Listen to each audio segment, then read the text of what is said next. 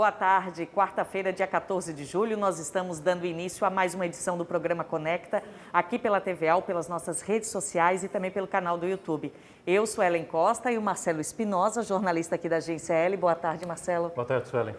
Temos vários assuntos para discutir que foram apresentados, apreciados, projetos, proposições, requerimentos na manhã desta quarta-feira aqui no Parlamento Estadual. Entre eles, da reunião da Comissão de Finanças e Tributação e também da Comissão de Saúde da Assembleia Legislativa. Marcelo, vamos falar sobre a Comissão de Finanças. Projetos importantes foram debatidos hoje pelos deputados e alguns receberam aprovação do colegiado, né? Isso, Suelen. Boa tarde a quem nos acompanha pelas nossas redes.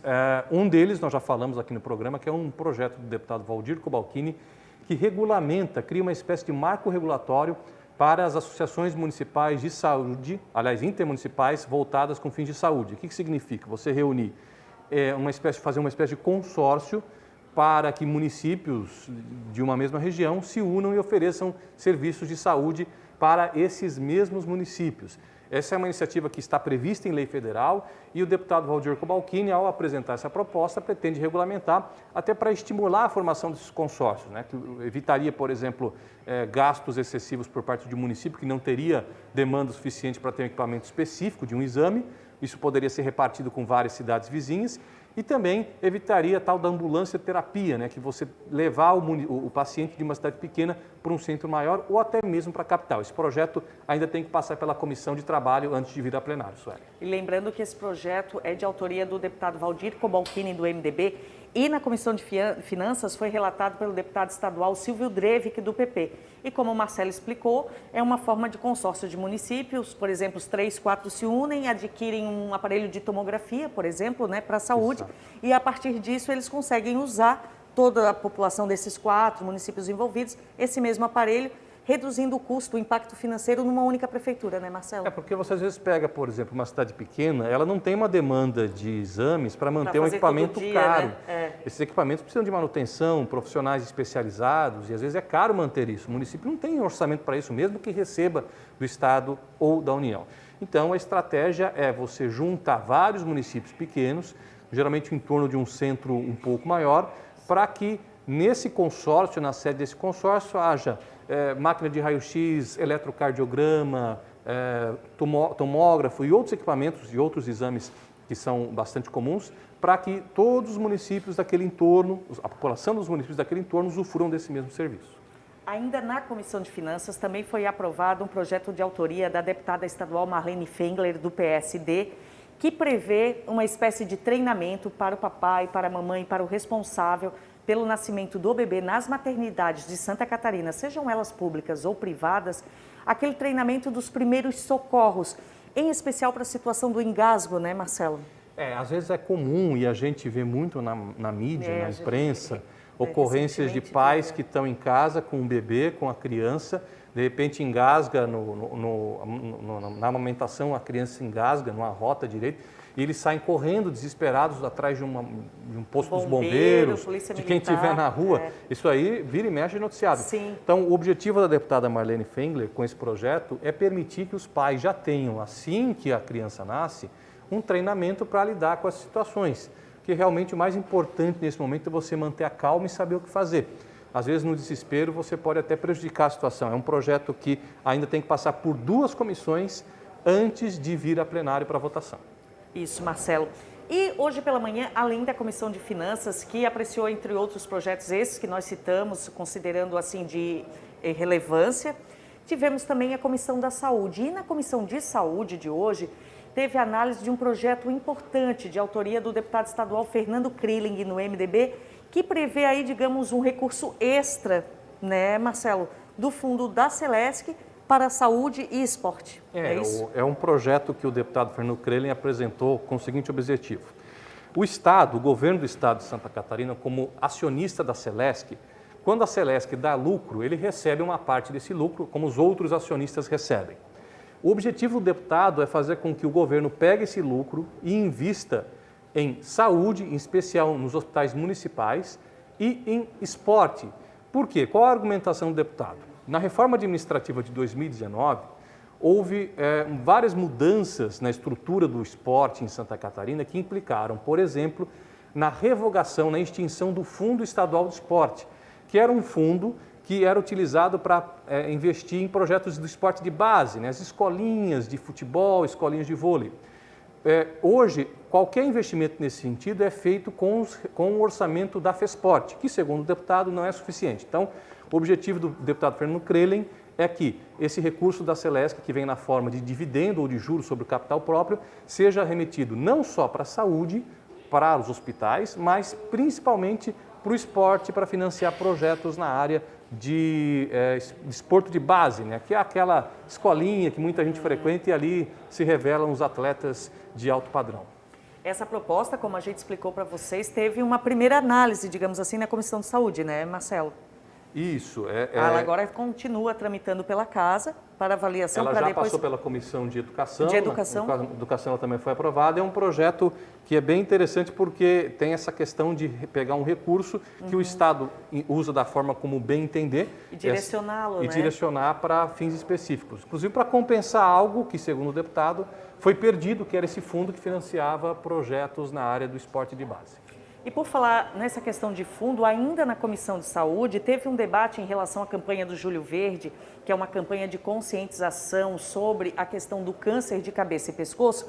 Mas durante essa discussão, os deputados com algumas entidades e representantes de algumas entidades relacionadas à saúde, em especial à situação do câncer aqui em Santa Catarina, eles discutiram sobre a possibilidade da criação do Fundo de Combate ao Câncer em Santa Catarina.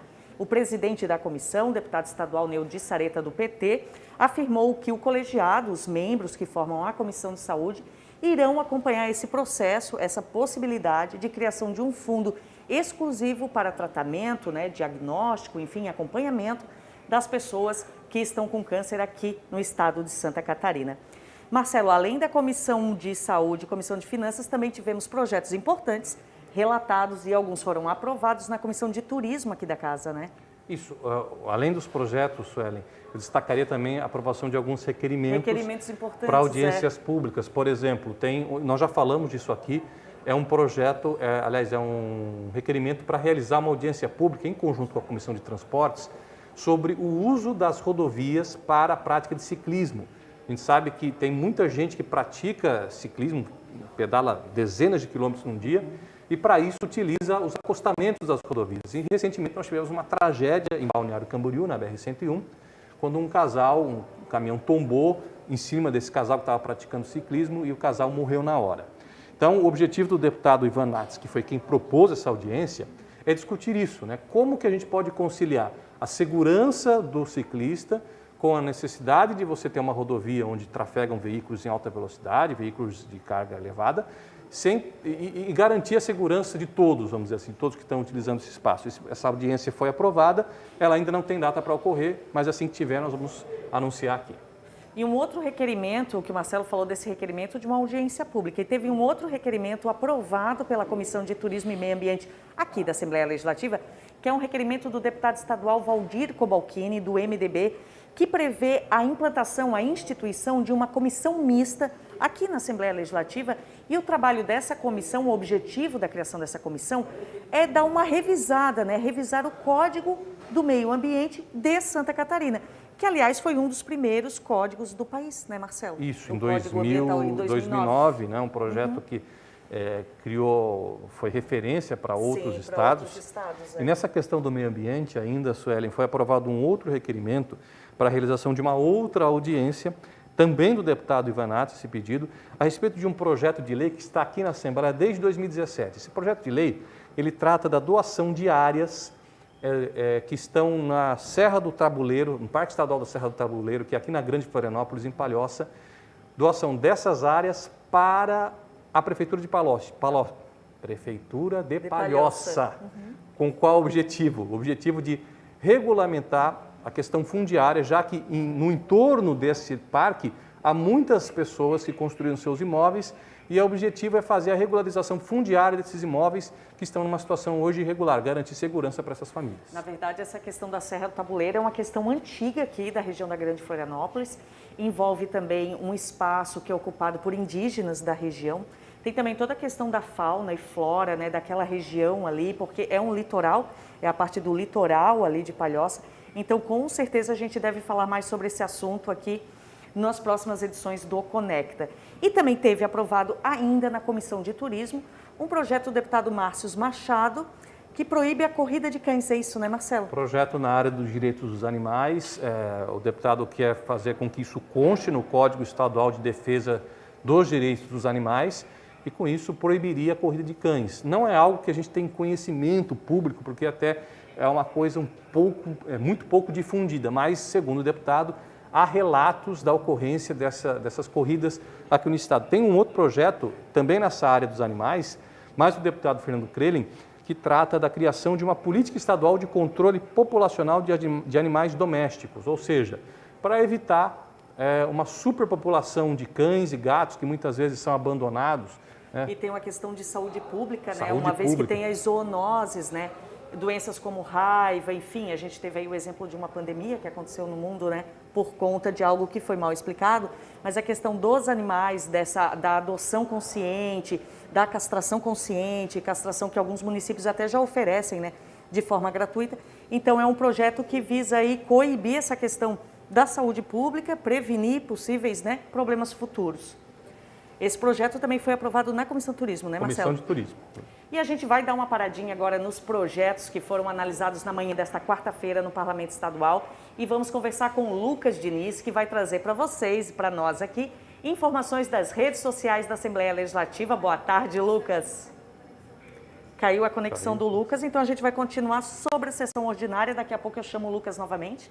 Sessão ordinária de hoje, a gente tem já alguns projetos previstos na pauta, né? São 5 projetos de lei que vão para votação em turno único e uma redação final. A redação final, como a gente já falou aqui, é uma coisa meio proforme, né? Uma formalidade.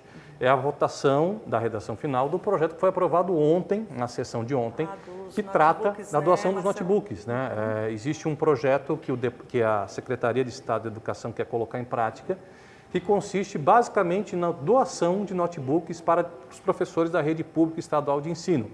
Professores que são efetivos receberiam a doação de fato, né? Eles teriam direito a propriedade desse notebook, e os professores temporários, os ACTs, receberiam na forma de comodato, ou seja, por empréstimo. Enquanto eles estivessem dando aula na rede pública do Estado, eles teriam direito a usar esses notebooks. Assim que eventualmente deixassem, teriam que devolver o equipamento. É um projeto que é de autoria do Poder Executivo e deve ter a redação final votada hoje e segue para a sanção do governador. Já os outros 5 projetos são das mais variados tipos. Né? Sim. Nós temos, por exemplo, aquele projeto da deputada Paulinha, que aumenta o limite de idade para o pagamento daquela pensão que o Estado paga para famílias que têm trigêmeos ou mais. Famílias carentes. Sim, que tem aquelas gestações múltiplas, Exatamente. Né, Marcelo? É um projeto que passa, é um projeto da deputada Paulinha que passa de 12 para 14 anos a idade máxima para o pagamento dessa pensão para os beneficiários. Hoje o limite é 12 anos. Se a proposta da deputada Paulinha for aprovada daqui a pouco em plenário, aumentam 2 anos. Aumenta 2 anos, passa para 14 anos. Claro, aí precisa também da sanção do governo para poder colocar em prática. E é no caso, claro, né, de gestações múltiplas, gêmeos, trigêmeos, quadrigêmeos, de famílias de baixa renda, né, Marcelo? Famílias carentes. Seria aumentar essas crianças, que depois adolescentes, ganhariam por 2 anos a mais, até os 14 anos de idade, essa pensão que vem do Estado, né, Marcelo? Sim. Tem um outro projeto, Suelen, que é uma proposta do Poder Executivo, que a gente já falou essa semana aqui, que trata de uma alteração na legislação que foi originada de uma medida provisória do Executivo, que trata da liberação de recursos para os municípios atingidos pela seca, no ano passado. Cerca de R$50 mil para cada município, isso por meio de uma medida provisória, que já foi transformada em lei pela Assembleia. Por uma questão burocrática, 7 municípios não receberam. Entre eles, Romelândia, Ipauçu e Sul Brasil. Isso. O município de Sul Brasil foi um município que não recebeu esse dinheiro, municípios lá do oeste catarinense. Então, com a aprovação desse projeto, a situação fica regularizada, de tal forma que esses municípios possam acessar esse recurso importante para combater a estiagem. Marcelo vai voltar a falar também da reunião da Comissão de Economia, a gente falou Comissão de Saúde, Comissão de Finanças, Comissão de Turismo, mas antes do Marcelo, eu vou falar com o Lucas, acho que o Lucas já voltou. Lucas, boa tarde, está me ouvindo? Consegue passar para a gente aí um pouco do que está acontecendo, da movimentação das redes sociais da Assembleia? Oi, olá, oi Marcelo, oi Suelen, olá pessoal que nos acompanha. Sim, vamos lá. O nosso quadro Deputado na Rede de hoje fica com o deputado Coronel Mocelin. O Coronel Mocelin postou nas redes dele um vídeo produzido pela TVA que pergunta para todos os deputados, no caso, e nesse caso foi o Coronel Mocelin, perguntar qual o papel do parlamento. Então, ele fala nesse vídeo qual para ele o papel do parlamento. Então, se você quiser checar esse vídeo, basta entrar nas redes sociais do Coronel Mocelin, que é @Coronel Mocelin. Mocelin, no caso, com 2 L's. Já os nossos destaques vai para uma matéria que a gente publicou a respeito, produzido pela Comunicação da Assembleia, que mostra a preocupação da Alesc com o pós-Covid, os sintomas, no caso, as sequelas do pós-Covid. Alguns deputados, inclusive da Assembleia, que tiveram Covid, apresentaram essas sequelas e também demonstraram preocupações. Então, na Alesc, 2 propostas vieram à tona, né? O Centro Estadual de Referência Pós-Covid e o Grupo de Trabalho Pós-Covid. Aí alguns dos deputados, vai a Ada, vai o Weber, que também apresentaram essas propostas. Mas, se você quiser saber um pouco mais, basta acessar as nossas redes sociais, @AssembleiaSC. É isso aí, pessoal. Obrigado. Obrigada, Lucas. Obrigada pela sua participação. E você pode acompanhar, como o próprio Lucas falou, outras edições do Minuto ali, falando sobre o parlamento de outros parlamentares, né? Tá tudo lá nas nossas redes sociais, no canal do YouTube, e também projetos relacionados à pandemia da Covid-19, como do deputado Volney Weber e da deputada Ada De Luca. Você também acompanha no site da Assembleia Legislativa, alesc.sc.gov.br. Eu vou voltar a falar com o Marcelo sobre a Comissão de Economia. Teve um projeto da deputada Paulinha, né, Marcelo, isso, aprovado? Agora há pouco, antes da gente entrar no ar, a Comissão de Economia se reuniu, discutiu vários projetos e requerimentos, entre eles um requerimento da deputada Paulinha, que solicita a realização de uma audiência pública para discutir os impactos econômicos e socioambientais da exploração de petróleo no litoral catarinense. Esse é um assunto que está levantando a preocupação de alguns grupos, porque pode haver a exploração de petróleo, claro, em águas marinhas, no litoral catarinense, e existe um temor de que isso possa eventualmente prejudicar o turismo, que é uma das principais fontes de renda, de arrecadação do estado de Santa Catarina, porque isso, num primeiro momento, atingiria praticamente todo o litoral catarinense. O norte, a região de Florianópolis, litoral sul. Então, a deputada propôs a realização dessa audiência para discutir essa questão.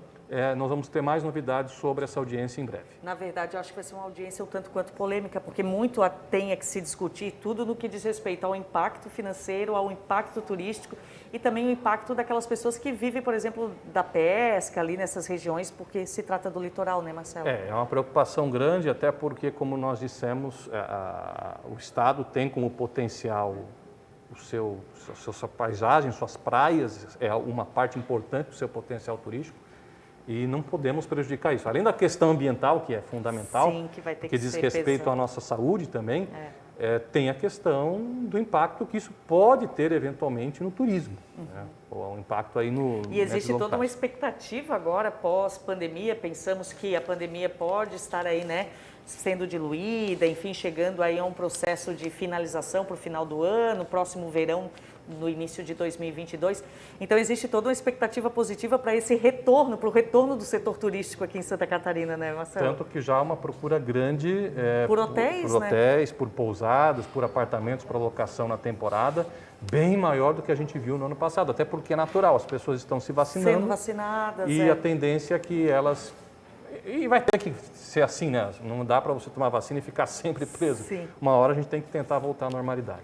Marcelo, ainda por falar nos próximos eventos aqui da Assembleia Legislativa, discussões importantes, Na segunda-feira, dia 19, a gente deve ter a reunião, a audiência pública, né? Uma reunião aberta, digamos assim, sobre a reforma da Previdência dos servidores do Estado. É uma expectativa grande em torno dessa reunião, que está marcada a princípio para as 3 horas da tarde, com transmissão pelas redes sociais, TVA e canal do YouTube, né, Marcelo? Deve ser uma reunião longa, mais de 60 associações, entidades, sindicatos se inscreveram para participar dessa audiência.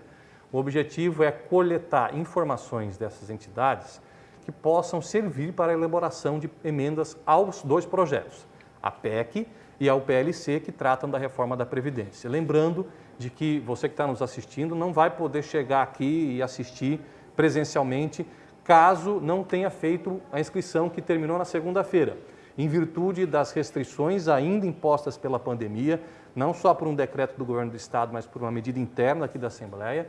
Existe uma limitação na ocupação dos espaços para o público no plenário Osni Regis, e por isso, se você eventualmente não acompanhou, quem não conseguiu se inscrever, né, vai poder nos acompanhar pela TVA, ou pelo Facebook, pelo YouTube, que não está transmitindo esse evento. Importante salientar que muitas entidades, o Marcelo falou, foram mais de 60, tiveram seus nomes, seus representantes inscritos e, portanto, vão participar, né? Assim como representantes do próprio IPREV, o pessoal da área técnica da Fazenda do Estado, vão estar aqui e, junto com os deputados, vão construir essa proposta que já veio do Executivo, mas que pode ter emendas, né, Marcelo? É natural, é até prerrogativa do deputado, do parlamentar fazer isso, né, emenda. Claro que existe uma preocupação aí não só do Executivo, mas de muitos deputados que apoiam a reforma e também de entidades empresariais, do setor produtivo, que já manifestaram apoio à reforma, que o que foi trazido para cá não seja descaracterizado, no sentido de garantir economia de recursos aos cofres públicos, de tal forma que haja diminuição desse déficit da Previdência. Mas é natural que haja apresentação de emendas, se elas vão ser aprovadas, isso é outro assunto. E para você que está em casa entender, é que vem um texto, digamos assim, de forma mais simples, né? Um texto do governo estabelecendo o que ele acha que é o cenário ideal para a reforma, para o novo plano, né, de previdência dos servidores estaduais. Esse projeto é protocolado na Casa, ele já foi protocolado. Antes disso, teve toda uma conversa do secretário da Casa Civil com entidades e com parlamentares. E aí esse projeto começa a tramitar na Casa. Ele passa pela Comissão de Finanças, já foi discutido, foi avaliado, e a partir daí os deputados começam a sugerir alterações no texto. Essas alterações são as emendas, né, Marcelo? Isso, que os deputados devem apresentar em pontos específicos. Específicos. Não dá para emendar o texto no geral. Aí você faz um outro projeto. Exatamente. Existe, a gente ouve, entre comentários, que existe a possibilidade, por exemplo, uma tentativa de alterar um ponto muito sensível dessa reforma, que talvez seja o mais polêmico. Qual é? Atualmente, os aposentados e pensionistas que pagam Previdência, os 14% que são descontados, pagam essa alíquota apenas aqueles que ganham acima do teto da Previdência Social, do INSS, R$ 6.100 e poucos reais.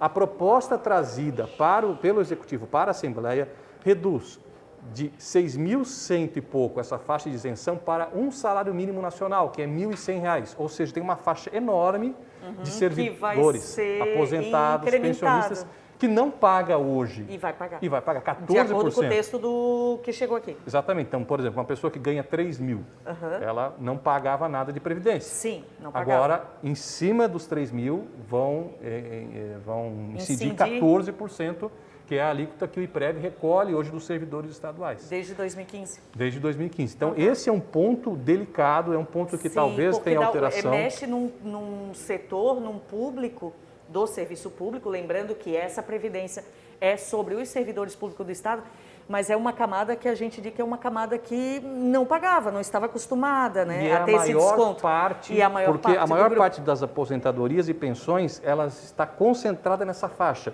entre R$ 1.100 e R$ 6.100 e poucos reais, que é o teto da Previdência. Sim, que é a faixa da maioria, né? Se a gente der uma analisada rápida, professores, auxiliares de sala, técnicos de enfermagem, enfim. E assim, o Estado de São Paulo aprovou essa mesma reforma. Minha mãe é aposentada pelo Estado de São Paulo, ela não pagava a Previdência. A partir de janeiro, ela começou a pagar. Então, lá em São Paulo foi aprovado desta forma, mais ou menos, quase R$ 200 e poucos reais a menos no salário dela. Então, é uma coisa que aqui em Santa Catarina o Executivo está propondo, até porque já foi feito em outros estados. E, em tese, cria-se uma prerrogativa para isso, né? Abre-se uma precedência para fazer isso. E tem um outro ponto, Suelen, que é aquele de cobrar uma alíquota extra, além dos 14%, de quem se aposentou, aliás, quem entrou no serviço público antes da emenda constitucional de 2003, que foi aquela que fez uma reforma bem radical na Previdência. Então, a pessoa hoje paga 14%, se ela ganha até 10 mil, ela vai pagar 14 mais 1%. Até 20 mil, 14, mas a alíquota máxima extra, no caso, chegaria a 14. Esses são pontos polêmicos, porque é tal negócio. A gente ainda vai ter que... Ninguém quer mexer no salário, né? Ninguém quer ganhar menos. Ninguém quer perder. E está em jogo aí a sustentabilidade de um sistema que está seriamente ameaçado. Então, você consegue acompanhar todos esses detalhes com o Marcelo, com a equipe de jornalismo, com os deputados, com os presidentes das comissões Finanças, CCJ, aqui nos nossos canais de informação, TVA, o canal do YouTube, redes sociais e o nosso site, alesc.sc.gov.br. Agora, a sessão ordinária ao vivo, você acompanha aqui conosco. Até mais!